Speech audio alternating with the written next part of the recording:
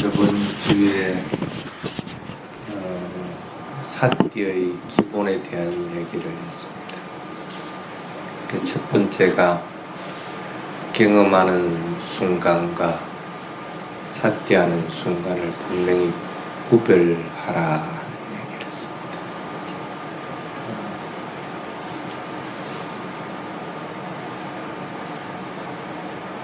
그걸 구별할 줄 모르면은 안 됩니다.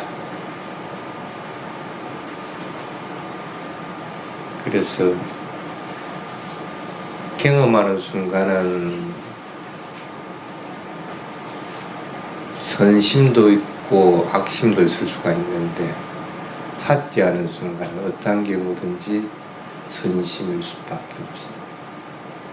그래서 그걸 이게 경험하는 순간이고 이것은 사띠하는 순간이라는 걸 구분할 줄 모르면 그냥 수행이 오토매틱화 되든지 아니면 잘못된 방향으로 흐르는데도 사띠하고 있다고 착각을 할 수가 있습니다. 화가 있는데 나는 아직 계속 사띠하고 있어 이러거든.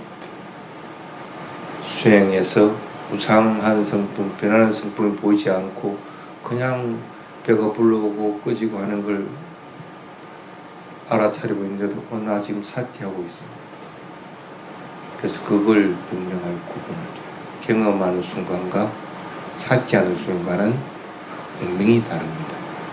연속하는 것처럼 보이기도 하고 붙여서 놀기도 하고, 어떨 때는 그것이 앞뒤로 의도가 먼저일 때는 뒤바뀌어 나오기도 하고, 그렇지만 어쨌든 분명히 다르다.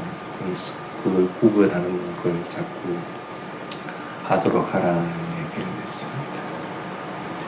그래서 이번에는 사띠의 기본의 두 번째 부분,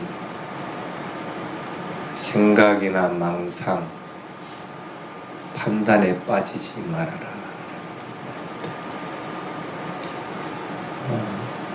사실 오늘 스님 좀 많이 피곤해요.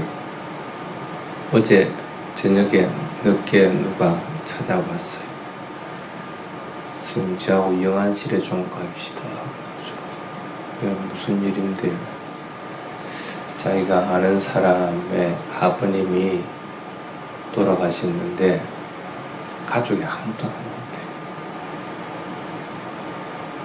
그 막내 딸만 와서 그 영안실을 지키고 있대. 왜 그러냐 하고 물어보니까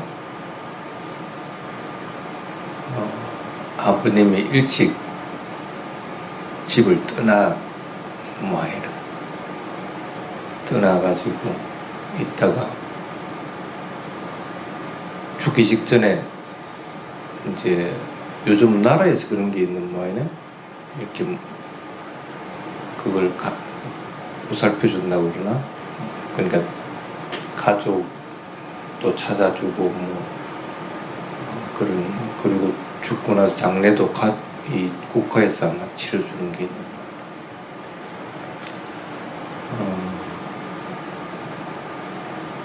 그렇게 해가지고 죽기 직전에 돌아왔으니까 누가 자식들이 아버지를 안 보려고 하는 거지.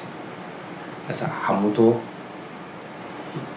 그 돌아가신 분이 영안실에 아무도 안 가는데 막내딸이 혼자 지키고 있다.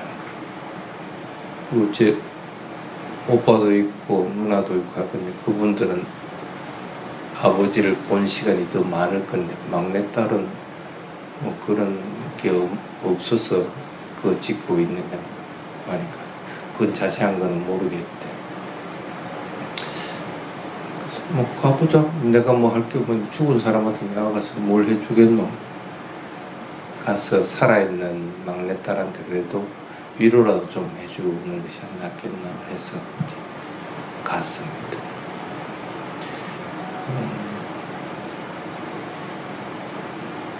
여러분도 아마 비슷한 판단들 많이 하고 살 겁니다. 저 사람은 내가 평생 안 봐.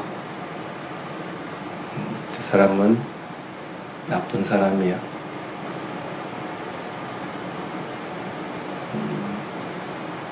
아마 그 아버지도 마찬가지겠지. 자식한테는 일찍 우리를 버려버리고 떠난 분이라는 판단을 하니까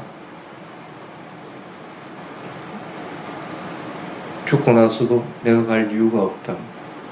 특히 돈 문제가 걸려 있으니까 아버님 아마 빛을 진 상태로서 돌아가셨던 거예요. 그러니까 더더욱 안 가는 거예요. 그게 얼마가 있니 뭐 이런 거 생각하지도 않고 그냥 무조건 안 가 하는 상태가 돼 있는 거예요.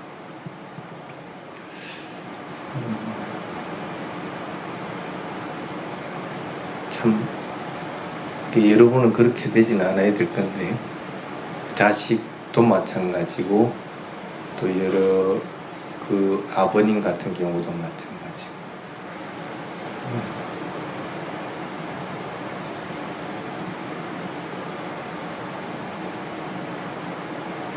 그런데 일상생활에서 보면 우리가 잘못된 것들을 하는 경우들이 참 많이 있습니다.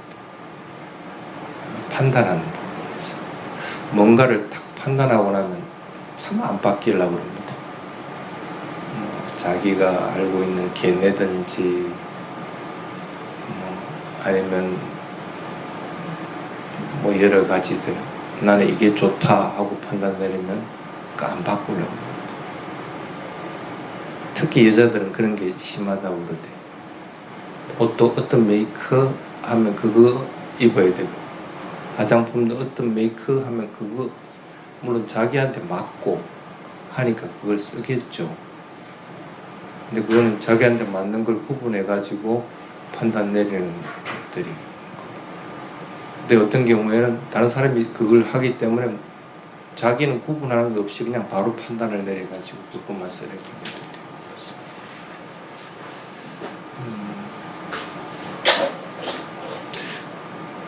이와 비슷한 예가 부처님 당시 때도 있습니다.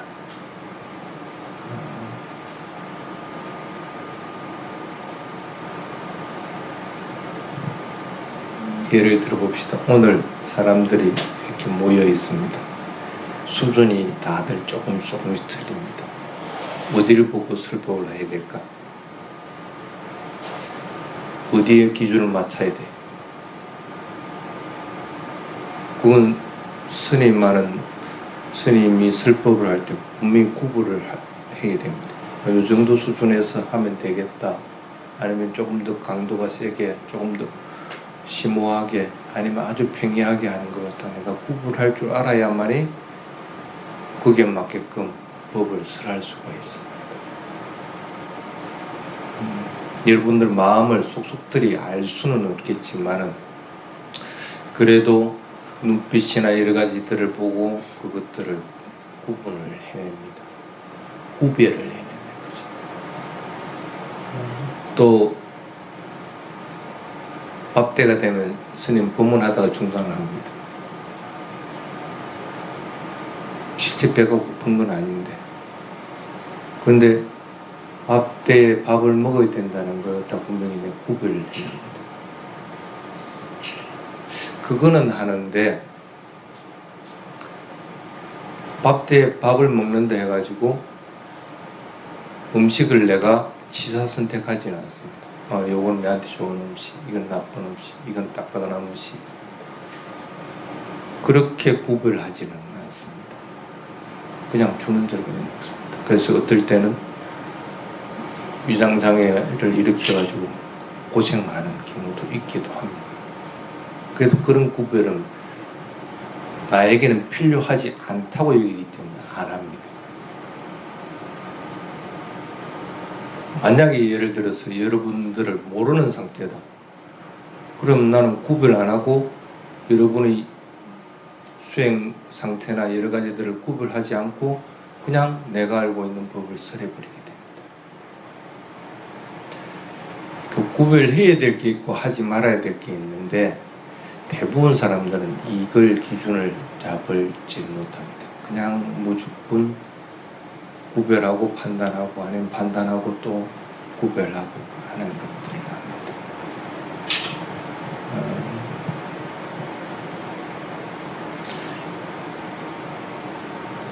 부처님 당시 때 그런 일화가 있다고 그랬죠. 어느 스님이 길을 가다가 길에 떨어진 옷을 하나 봅니다. 그래서 이게 왜 여기 떨어졌지 하다가 주변을 아무리 살펴봐도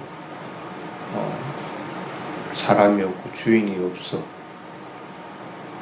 옷은 보니까 좀 많이 헤어져 있거든. 그래, 이거는 아무도 주인이 없는 모양이다. 내가 이거 가져가서 가사 만드는 데 써야 되겠다 해가지고 이제 가져가려고 하는데 때마침 주인이 그걸 보고 그거는 제 옷입니다. 그러니까 그것은 그래요? 나는 주인이 없는 긴 줄 알고 가져가서 가사 만들려고 했습니다. 그러면 돌려드리겠습니다 하고 딱 돌려줬어. 흔히 있는 얘기입니다. 여러분 주위에서도 있는 얘기. 사실은 시시비비거리가 되지 않는데 사람들은 시비를 걸려고 하면 이거 가지고 얼마든지 시비를 겁니다. 왜 주인이 있는 걸 가져가려고 했느냐? 사실은 그 스님은 본인이 여러 가지를 판단하고 구분해가지고 주인이 없다고 생각해서 가져가려고 한 거고 주인이 이렇게 그냥 돌려준 것 뿐입니다. 나는 아무것도 없는데. 근데 일반 사람들은 너무 그거 왜 가져가려고 하느냐. 그거 가져가려고 한 거 보니까 그게 좀 좋은 옷감이었던 모양이지 아니면 그 가져오려고 했던 게 가사 세 개를 할 수 있는 옷감이었나 하는 의문도 여러 가지들 시시비비를 겁니다. 일반인들은 대부분 그렇게 시비를 겁니다. 근데 수행을 하고 좀 오래된 스님들은 그런 걸 가지고 시시비비를 걸지 않습니다. 주인이 없어서 가져올라 했다가 주인이 돌려준 것 뿐이라는 거예요. 그냥 그것뿐입니다. 그것을 딱 사고는 정지해버리고 끝나버립니다. 더 이상 발전하지는 않습니다. 근데 이걸 시비하기를 좋아하면 이것으로 인해 가지고 계속적으로 문제가 되어버립니다.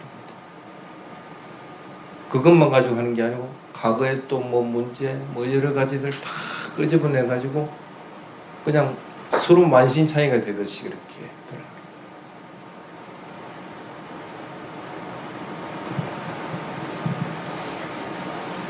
일반적인 게 그런 모습들인데 그거는 극히 피해야 될 부분입니다. 언젠가 아마 그 계받을 때 사담마라는 계명을 주면서 지혜의 조건 3가지에 대한 얘기를 한 적이 있습니다. 그 중에 하나가 사담마고 하나가 빠사다. 빠사다는 그 확신, 믿음 같은 그런 뜻입니다. 그 중에 하나가 아웨띠따라고 하는 얘기를 한 적이 있어요. 그래서 그 3가지가 지혜가 일어나게 하는 조건이다 하는 얘기를 한 적이 있어요. 아와띠따라고 하는 것이 바로 그런 겁니다. 어떤 경우든지 마음이 안정되어 있지 않으면 시시비비하지 말아라. 그걸 구별하고 뭐 판단하고 하는 것은 여러분이 아란이 되기 전에 얼마든지 일어날 수 있는 일인데 근데 마음의 안정까지 해쳐가면서 구별하고 판단하고 하지는 말아라. 차라리 구별을 해나가는데 마음이 안정되지 않고 탐진치에 물든다. 그럼 중단해라는 거야. 이게 좋을까? 이게 좋을까? 얼마든지 구별을 할 수는 있습니다. 물건을 사러 갔을 때든 뭘 했든. 근데 마음이 동요하고 탐진치에 물든다 싶으면은 구별하는 걸 일단 중단하라는 거야. 그리고 그거로부터 일단은 떠나야 돼. 떠나고 나서 다음에 다시 또 그걸 구별해가지고 할 때 마음이 안정되면은 그건 요게 조금 더 나에게는 맞다 싶으면 그걸 선택하면 되는 거. 근데 일단 마음이 안정되어 있지 않은 상태는 어떤 경우든지 구별하고 판단하는 것은 전면적으로 보류를 하라. 그러니까 지혜가 일어나기 위한 첫 번째 조건이 바로 그 마음의 안정. 쉽게 말하면 어떤 경우든지 탐진치가 없는 상태에서 그것들을 분명하게 인식하는 것들이 있어야 된다. 마음이 고요하고 안정되어 있지 않으면 지혜가 일어나지 않는다는 것입니다. 그 얘기를 한 적이 있습니다. 마찬가지입니다. 사띠의 기본의 두 번째는 바로 여러분들이 생각하고 망상하고 판단하는 것에 거기에 빠지지 않아야 돼요. 살아가기 위해서는 어쩔 수 없이 생각해야 되고, 어떨 때 가끔씩은 계획도 세워야 되는 거고, 과거에 대해서 또 회상도 해야 되는 거고, 구별하고 판단도 해야 됩니다. 근데 그것은 아까 스님이 탁발의 예를 들듯이 최선으로 하라는 거예요. 최선으로 하고 되도록이면 그것들에 빠져서 탐진치가 일어나도록은 하지 말아라. 그게 사띠의 조건 중에 두 번째 부분입니다.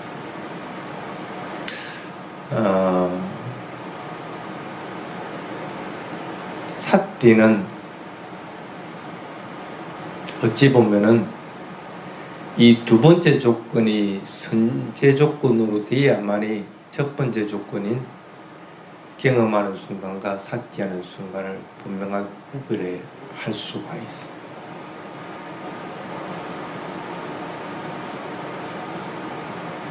그래서 수행하는 순서는 먼저 대상을 알아차리려고 하지 말고 마음을 먼저 안정시키고 고요하게 먼저 만들어라.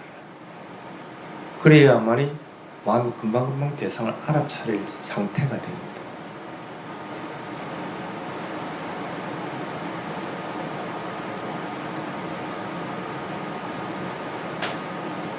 사띠의 기본 두 번째가 그래서 생각과 망상 판단에 빠지지 말아라. 일반적으로 여러분들이 내가 지금 생각하고 있는지 아니면 뭔가를 판단하고 있는지 어떻게 구분해 볼 수 있을까요? 예를 들어 봅시다.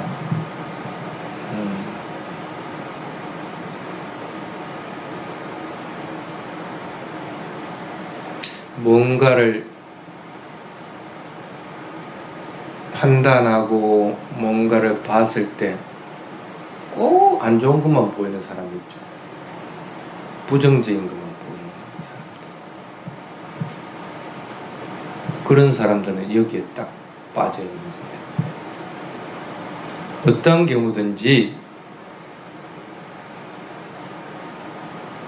판단하고 하는데 빠져 있지 않으면 부정적인 것은 일어날 수가 없습니다. 근데 본인이 마음이 부정적으로 바뀌어져 있기 때문에 그것들이 부정적으로 보입니다. 근데 그래가 좋을 게 뭐 있어? 그 사람 부정적으로 보인다 해가지고 그 사람이 나에게 뭐 나는 너를 부정적으로 봤으니까 너는 나에게 뭔가를 주라고 말할 수 있을 거라? 오히려 본인의 마음도 안 좋아질 뿐 아니라 그것들이 밖으로 퍼질 때는 더 안 좋은 결과가 돼요. 부정적인 사고, 부정적인 것들이 감정들이 일어난다고 하는 것은 본인 자신이 생각이나 망상이나 이런 판단에 빠져 있다고 반드시 생각들을 해야 됩니다. 되도록이면 뭔가를 대상을 대하더라도 부정적으로 자꾸 대하지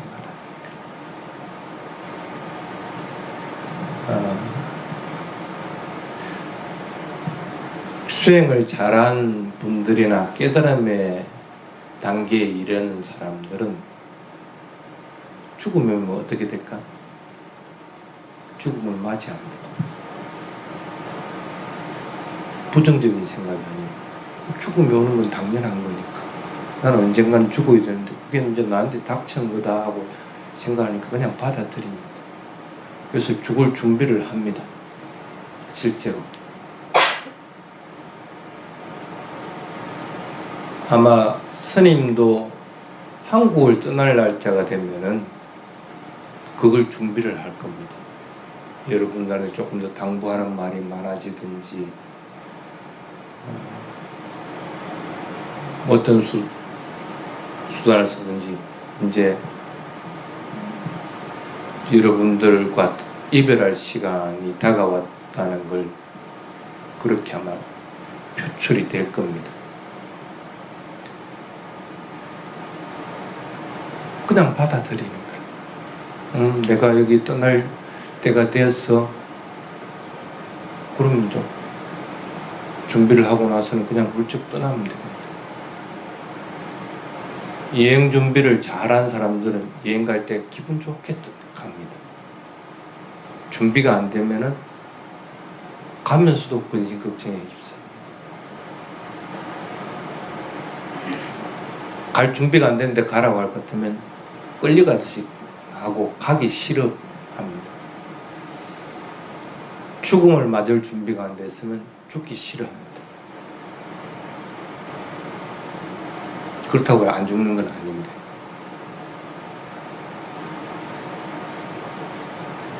늙을 수밖에 없는데 늙기 싫어하면 반대로 가려고 그럽니다. 전부 부정적인 사고, 부정적인 생각들을 그냥 받아들이도록 해요. 두 번째,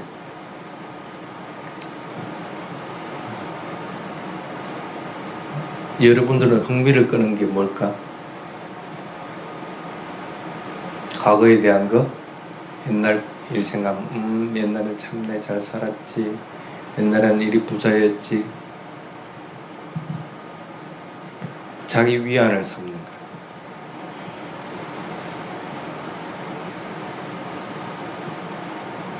그래서 장래를 보면은 내가 더욱더 열심히 불안하니까 내가 또 어떻게 바뀔지 모르니까 더욱더 열심히 살아야지 하는 마음을 가지는 거예요. 그게 좋은 걸까? 과거 기억에 대해서 흥미를 가지고 미래에 대해서 불안감을 가지는 것 결코 좋은 것은 아닙니다.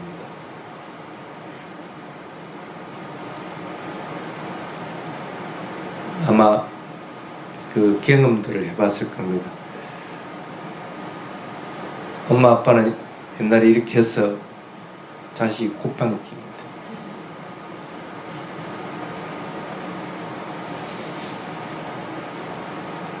앞으로 너 계속 공부시키고 잘 하려고 하면 나는 열심히 해야 돼. 불안하니까 그렇게 얘기합니다. 그래서 걔는 그런 불안감이 없거든. 그리고 과거에 대한 그 흥미, 엄마 아빠에 대한 과거에 대한 거 그렇게 흥미 안 가집니다. 여러분이 자식이든 제3자 입장일 것 같으면 그 별 의미가 없다는 걸 압니다. 근데 왜 여러분들은 그걸 못 할까? 그게 붙잡히기 때문에.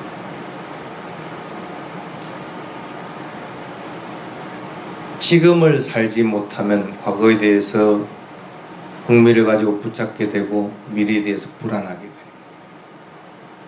살아가는 건 지금인데 내가 지금 해야 되는 것이 열심히 뭔가를 해야 될 것 같으면 그거 열심히 그냥 하면 되는데 괜히 과거나 미래로 왔다 갔다 하면서 그냥 감정의 기복만 생겨나는 거고 초조하고 불안한 것들만 정복 자꾸 시키고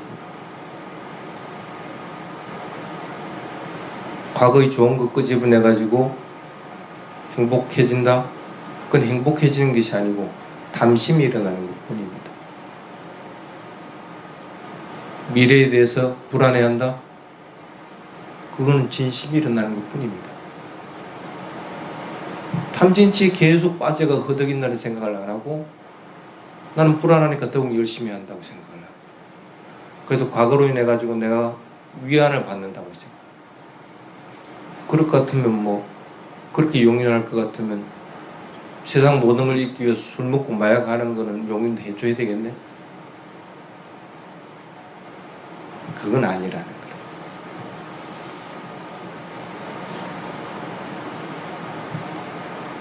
과거 기억에 대해서 흥미를 가진다든지 미래에 대해서 불안감을 가질 때는 아 지금 현재 내가 삿질을 하고 있지 않구나 하고 자꾸 판단을 해요.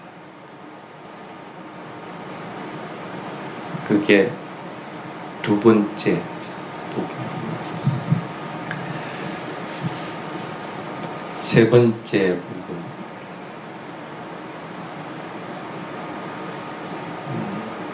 자기 스스로는 잘합니다. 자기 스스로는 부정적인 것에 휩싸이지 않고 긍정적으로 생각하고 지금 현재를 잘 살게 하고 있다고 그렇게 합니다. 근데 외부적인 자극만 왔다 그러면 팍 그냥 돌아갑니다. 안으로 잘 되고 있을 것 같으면 외부적인 자극이 오더라도 그렇게 반응을 안 합니다.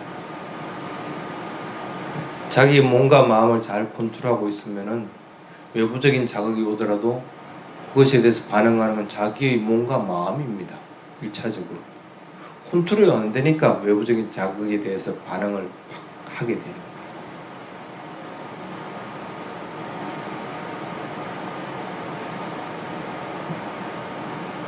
사마띠에 들었는지 아닌지를 측정하는 것들은 여러 가지 방법이 있는데 가장 단순한 것이 우리말로 하면 그 무슨 풀이라고 그래 아지랑이 같은 간지럽히는 거 있잖아. 그걸 가지고 코 밑에서 이렇게 스승들이 이렇게 합니다. 대부분은 보면은 재채기를 하든지 간지럽기 때문에 실룩실룩 하게 됩니다. 근데 그걸 반응 안 하고 그대로 그냥 있는 사람이 있습니다. 외부적인 자극에 대해서 반응하는 것이 없다는 것. 뭔가에 하나에 집중하고 있든지 할 것 같으면 외부적인 자극에 대해서 반응을 하지 않습니다.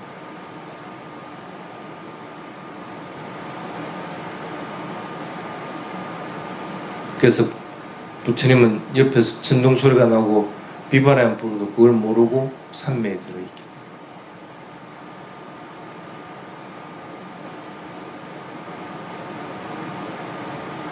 본인이 뭔가에 대해서 집중하고 뭔가를 사퇴하고 잊지 못하면 외부적인 자극에 대해서 반응하는 폭이 큽니다.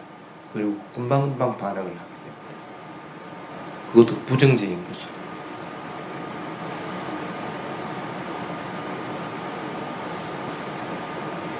근데 지나놓고 나면 그거 별거 아닙니다. 옛날에 왜 화를 냈지? 무엇 때문에 화를 냈는지도 모르고 누구한테 화를 냈는지도 모르고 세월이 지나면서 그걸 서서히 잊어버리게 됩니다. 또 그걸 돌이켜보면 참 별거 아닌데 근데 대부분은 보면 그때 당시에는 심각하게 그걸 받아요. 자극에 대해서 반응을 하기 때문에 심각을 하게 돼요. 근데 실제로는 사실은 다 별것들이 아닙니다. 수행할 때 대상에 대해서 끊임없이 알아차리고 있을 때 뭔가 스물스물한 느낌이 든다든지 뭔가 소리가 들린다든지 별거 아닐 것 같으면 그냥 무시해버려요. 무시해버리고 대상을 알아차려요. 무시해도 관계가 없기 때문에 그렇다는 거예요. 그것들이 일어나는 건 어쩔 수 없다는 거라. 지금 현재는 내가 완전히 여기 대상에 대해서 주 대상에 대해서 삿대를 못하고 있기 때문에 그럼 주 대상에 대해서 조금 더 삿대를 강화시키면 그것들은 영향을 미치지 못하는 상태가 된다는 거예요.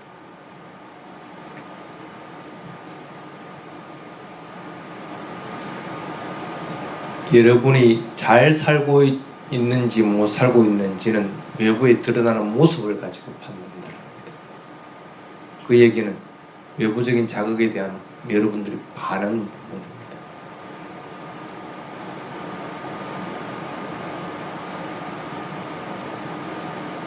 그 스님이 법을 쓸 때 5가지 조건 중에 3번째, 4번째, 5번째가 뭐냐, 자애를 지니고 있는지,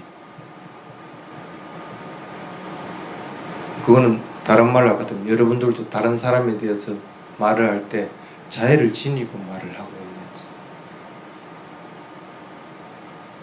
그리고 말을 할 때 논리적으로 하고 있는 건지, 그러니까 서론, 본론, 결론을 맞춰가 잘 얘기를 하고 이해하기 쉽게끔 하고, 반응하는 것이 급격한 것이 아닐 것 같으면 분명하게 얘기를 합니다. 자기의 생각을 잘 간추려가지고 분명하게 얘기를 합니다.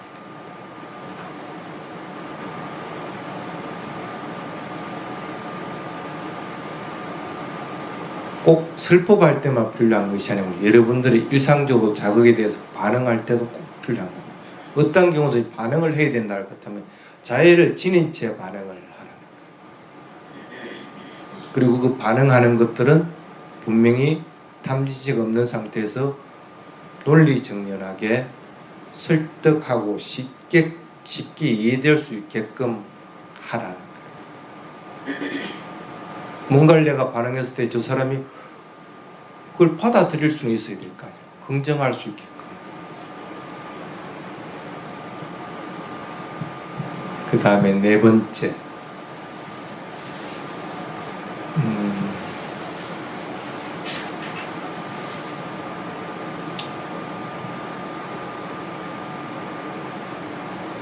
집착하고 있는 것들이 얼마만큼 많은가 하는 부분입니다.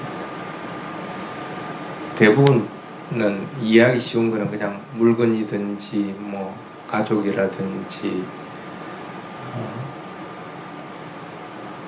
뭐 자신이 가지고 있는 능력이라든지 이런 것들에 대해서 내가 집착하고 있구나 아니구나 하는 것들은 대부분 알고는 있습니다. 근데 가장 중요한 거, 존재의 욕구입니다. 존재의 욕구에 대해서 내가 붙잡고 있는지 아닌지. 성자의 기준의 판단의 주안점은 존재 욕구가 얼마만큼 있느냐 아니면 아예 없느냐, 그것으로서 판단을 해야 됩니다. 집착하고 있는 것들은 없으면 없을수록 좋습니다. 그래서 욕구는 아예 없는 것이 좋지만 최소한으로 하는 것이 가장 좋습니다. 그 다음으로 좋습니다. 그래서 무엇에 대해서도 만족할 줄 아는 것들을 자꾸 만들어 나가야 됩니다. 그래서 여러분들이 집착하고 있는 대상들이 얼마나 많으냐 한번 손으로 한번 꼽아 보십시오.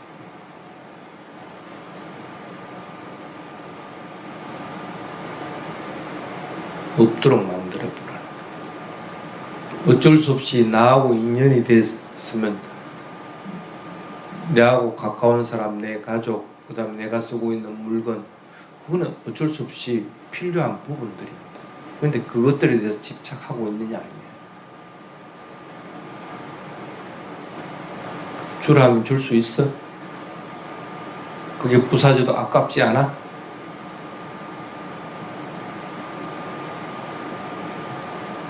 그것들을 여러분들이 판단 기준으로 잡아야 돼요.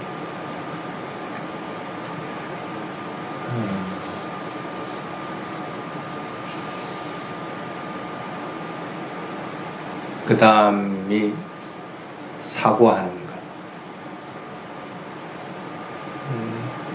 되도록이면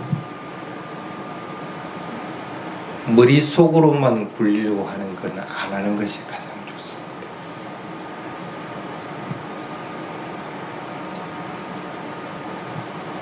경애도 그렇게 돼. 분명하게 그것들을 알았으면 그것을 실천해야 됩니다. 실천하는 것들은 분명히 인식하고 알아야 돼요. 머릿속으로만 생각하고 있는 것 아무 의미가 없다.